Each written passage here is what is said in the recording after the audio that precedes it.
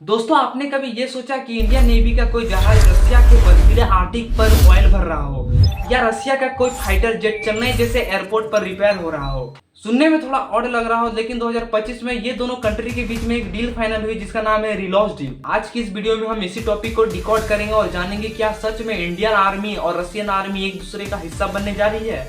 रिलॉस का मतलब है रेसिप्रोकल एक्सचेंज लॉजिस्टिक सिस्टम, बोले तो बार्टर सिस्टम। मान लो इंडिया का फाइटर जेट या जहाज रसिया में है और वहाँ उसको कुछ भी चीज का नीड पड़ता है तो वो रशियन बेस का यूज कर सकता है। बदले में रसिया भी इंडियन पोर्ट्स, इंडियन बेसिस का यूज कर सकता है। ये वैसा ही जैसे आप अपने पड़ोसी का गैरेज यूज करते हैं और वो बदले में आपका पार्किंग यूज करता है। अब देखते हैं कि रसिया को कैसे प्रॉफिट होगा और इंडिया को कैसे प्रॉफिट होगा, क्योंकि बिना प्रॉफिट के कुछ होगा ही नहीं। इंडिया को पहली बार आर्टिक रीजन और नॉर्थर्न सी रूट का एक्सेस मिलेगा। हमारे इंडिया के पास बहुत सारे रशियन गियर है, जैसे साखोई, विक्रमादित्य, T90। इस डील के बाद इनका मेंटेनेंस और भी फास्ट और सस्ता हो जाएगा। रसिया का फायदा, यूक्रेन और रसिया के वार के बाद रसिया पर बहुत सारे सैंक्शन लगे हैं।